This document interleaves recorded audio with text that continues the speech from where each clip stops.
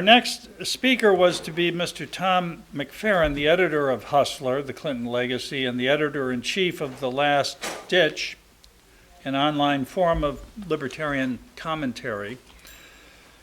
Mr. McPherren was unable to join us today, but has sent his remarks to Mr. Ronald Neff, who for 13 years was the managing editor of Joe SOBRAN'S monthly newsletter called SOBRAN'S, the real news of the month.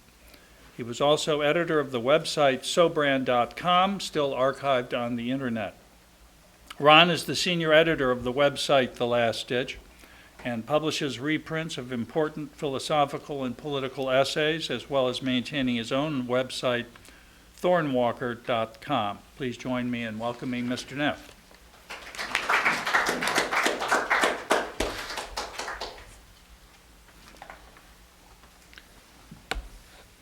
Before I begin with Mr. McPherren's remarks, I want to add to some of the things that have been said about Hustler. One is the dedication of Hustler. Hustler is dedicated, quote, to the woman who knows him best, Jane Doe.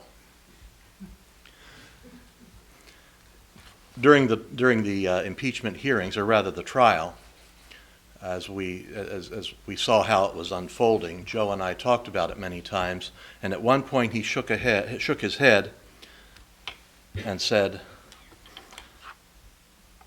"I think the only way he will ever be convicted is if he can be found guilty of the murder of John Benet Ramsey. And maybe not even then." He was a slippery one, all right. Bill Clinton, not Joe.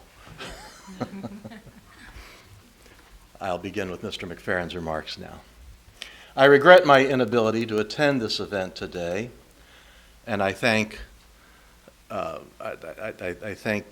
tenacious publishers, or his tenacious publisher, Fran Griffin. I'm going to have to put on my glasses. I haven't had to do that for a long time. And everyone else involved for the wonderfully timed reappearance of Joe SOBRAN'S Hustler. In April 1998, as you can read in the book, Joe wrote, "Sometimes I wake up and wonder, what country am I in?" How many times since 1998 have I repeated that to myself and quoted it to others? Things have become so much worse, so stupendously worse, that I sometimes have to revise it and say, I wake up and I wonder what planet I'm on. Space enthusiasts like to talk about how they want to terraform Mars, but over the past 16 years, America seems to have been Clinton-formed. It's almost enough to make me wish that I had been chloroformed. After the book first appeared in 2000, I gave a speech about it in the late fall of that year. On that occasion, I said that those of us involved in Hustler knew that, quote, it was chock full of staying power, and one of the books people would have to read 10 and 20 years from now if they wanted to get a fingertip feel for our times. Close quote. I now think it just may be a book that people, especially younger people, will have to read if they want to get a fingertip feel for 2016. Or at least how 2016 came to be and what part the Clintons have played in that calamity. As a team of political actors, Bill and Hillary seem to have popped off the pages of, well, not literature, pulp fiction maybe. I believe that in Hustler, the most august literary character that Joe compares Bill Clinton to is Sir John Falstaff. Joe seemed to consider Mr. Clinton a man of low character who was lacking in the principles department. He wrote, for example, "I have no doubt he would turn against his gay supporters if he found it politically expedient." Mrs. Clinton, alas, does seem to have something like principles, shimmering in and out of view alongside her profound corruption. Those principles are subject to periodic evolution, but it's always in the direction of tyranny, degeneracy, or deceit. I think of her as a chimeric combination of Robespierre and Boss Tweed. I'm afraid that makes her potentially a more powerful and dangerous destroyer than her husband was. As Joe wrote in Hustler, in recent interviews, Mrs. Clinton has said that one goal of the Clinton administration will be changing people's lives. Jeepers! That's a pretty expansive view of government. I not only don't recall seeing it in the preamble to the Constitution, I don't recall hearing it brought up as an issue in the recent campaign. However, we did hear a lot about changing people's lives from the Democrats' anointed one in 2008. Mrs. Clinton strenuously fought him for the nomination, but if we can imagine a kind of satanic version of the Bible, the Clintons were the messengers who paved the way for him. In Hustler, Hillary Clinton usually lurks in the wings, though sometimes she comes on stage. Those of us willing to look at the current campaign, grimacing, see a role reversal naturally. But Bill is on the stage pretty often, trying to transfuse some warm blood in Hillary's effort, even though he himself looks like a vampire on a diet.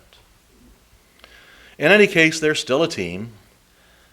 As Bill Clinton was leaving office, I wondered how long that team would stay together, though in my talk in 2000 I did note that Hillary was headed for the Senate. I almost said sentence. Was headed for the Senate. Quote, and now we'll never be rid of her unless she somehow self-destructs. But Joe saw the truth in 1996 when he wrote, Fran quotes this in her introduction to the new edition, there is no love lost between those two. They are like members of a trapeze act who hate each other's guts but can't let go. If one falls, the act is finished. That essay has a nifty title, by the way, The Flying Clintons. And I will add, it has one of the best line drawings we ever used in the newsletter. You remember that one? So the team survives. At least it will until January 21st. But as we assess the moral and cultural degradation that has occurred since the Clinton presidency, we see that the game features many other star players. It's hard to say how much the Clintons, and all of what they got away with, influenced today's political class in their thinly designed corruption, boorishness, and reflexive statism. But it's impossible to say that it was a minor influence. The success of Bill Clinton helped set the stage not just for Obama as Messiah, but also for Donald Trump as Elmer Gantry, and, well, all the rest of what Trump is. Trump's problem, of course, is that he doesn't have the bodyguard of commissars and boodle boys in and out of government who surround both of the Clintons. Progressive comrades such as I are always digging for root causes. And although I don't mean to let the Clintons off any kind of hook after everything I've just said, I will close with another quotation from my talk of 16 years ago when the outcome of that election was still in doubt. Quote, one of the most profound and distressing lessons about our time that emerges from Hustler, the Clinton legacy, is that the Clintons didn't remake America in their image, so much as millions and millions of already degraded Americans found their true image in the Clintons. Whoever is led into the presidential palace in January 20th, we're going to be living in Clintonista America for the foreseeable future. And among Clintonista Americans, Joe's book is a guide and anatomy and handbook that normal Americans should not be without.